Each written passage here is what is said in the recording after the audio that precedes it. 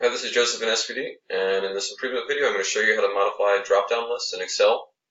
So the very first thing you want to do is click on the drop-down menu here and select that box, and then under the Data tab there's a Data Validation.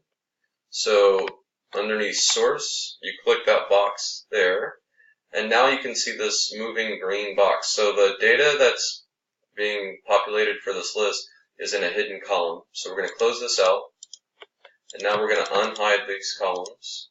So now we can see all the data that populates all the other drop-down lists.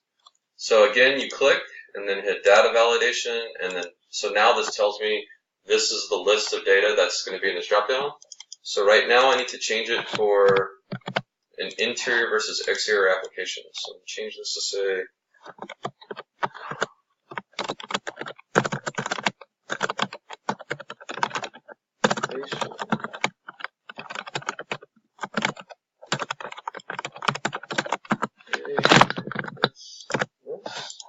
So now we click back again, do data validation, click source, and then you can just highlight those three fields.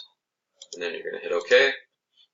And again, you can come back here and click. So now we have select application, interior and exterior. And when you're done with that, after you update all of your drop-downs, you can just come back and hide these again and save your file, and that's how you modify it. Thanks.